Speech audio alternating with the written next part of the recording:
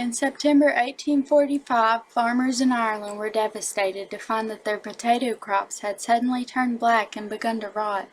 What was causing this? No one knew. What they did know was that whatever was causing this was somehow spread through the air. The farmers didn't know what to do. Potatoes were their main source of food because potatoes were cheap and easy to grow. The farmers were too poor to grow much else. This meant that they would not have much to eat that year. It was too late to plant a new crop, and it was nearly impossible to control the spread of this horrible plant disease. The next year, things became even worse. The potatoes still would not grow. The poor farmers had no money to pay their landlords because they didn't have any potatoes to sell. Many landlords kicked them out. With no food, no money, and nowhere to live, many were forced to take their families and live in workhouses or go to America.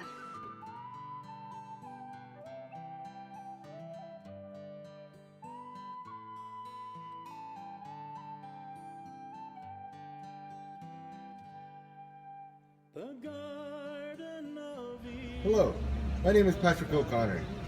I was a farmer back in Ireland when the potato famine occurred. I lived in extreme poverty in a windowless mud cabin with no furniture other than a stool. At times the pigs would sleep with me and lay by the doors. There was no regular employment. I had to get a patch of land and grow potatoes in order to support my family.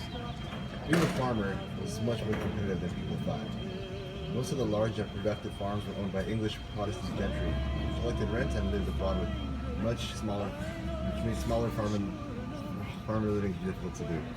In the summer of 1845, the potato crop appeared to be flourishing. But when the main crop was harvested in October, there were signs of disease. Within a few days after they were dug up, the potatoes began to rot.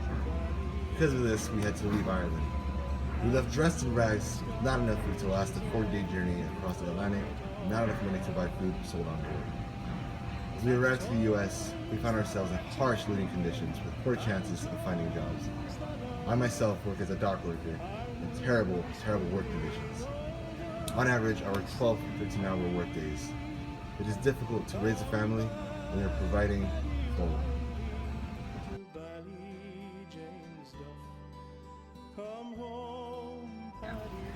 My name is Mary O'Connor. I was born in Ireland into the Campbell House family. We were farmers. At age 19, I married into the O'Connor family, which was also a farming family. Life was not the best, but we were surviving until the potato famine struck. My family was starving, and we had to make a big decision to use the little money we had left to move to a new country. We were not a rich family, and there was only so much money.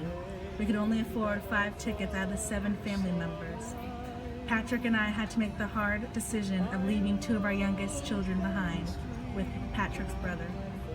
His brother promised to take care of our 2 kids.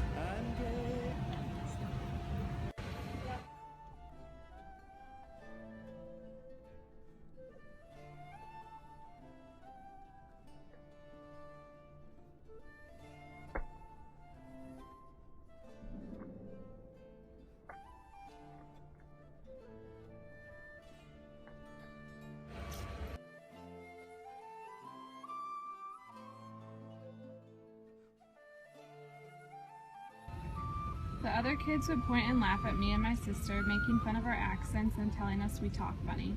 They saw us as the bottom rung of society, and they made sure we knew it. The sewage system in our part of town is substandard, the smell is awful, and every day we hear of a neighbor coming down with a new disease like cholera, typhus, or consumption. When we first came over here, my mother wanted us to go to school to make friends and become familiar with the American culture, but pretty soon we were short on money, so I started working on the docks like my father. Now, a few years later, I'm getting ready to go fight for the Union in the war. A lot of the older boys in my neighborhood joined to have an income and to find acceptance with the Americans. They would write home about their experience, and it got me thinking about joining. Then I saw in the newspaper Captain Thomas Francis Meagher, who was an influential person in the Young Ireland Rebellion in 1848, put in a request to President Lincoln to form an Irish brigade, and the president approved it, so I decided to join, and we leave in a week to go fight the Confederate. When we lived in Ireland, we had the whole family together. 2 of our siblings stayed behind with family in Ireland. We try to send a little money back there each month so they can come join us eventually, and our brother Tommy died while crossing the Atlantic. We also all took part in the potato farming, and we all worked together. Now my father goes to work on the docks, my mother works in the factory, and my sister lives with a different family working as a housemaid.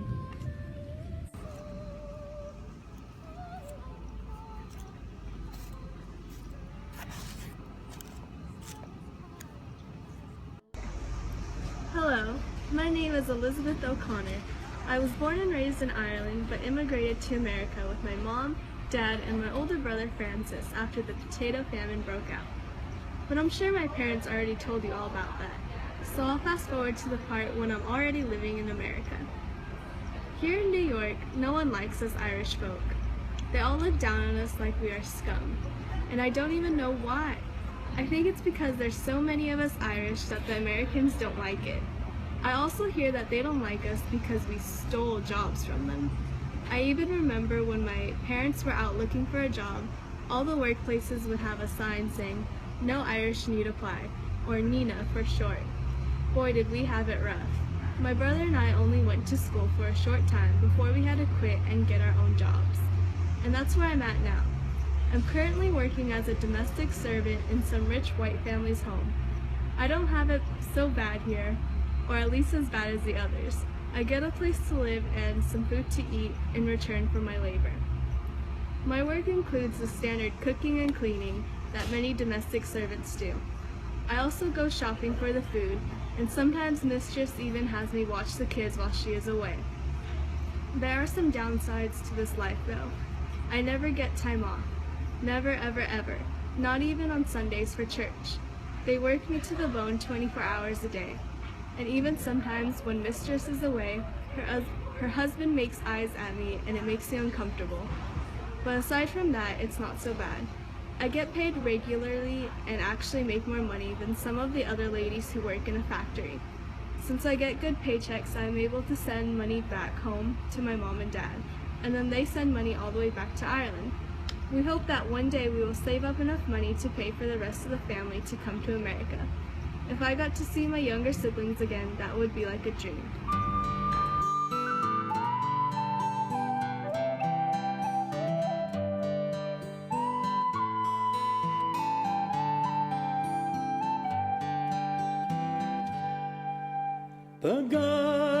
As bad as the past 2 years had been, 1847 was the worst year yet.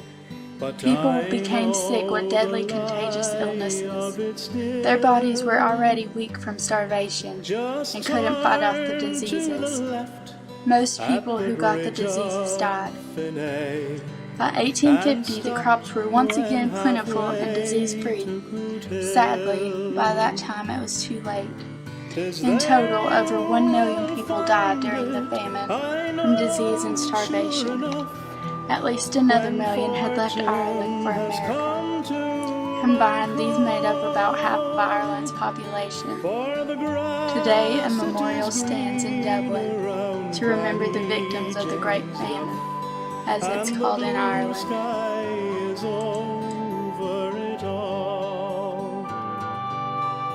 And tones that are tender and tones that are gruff are whispering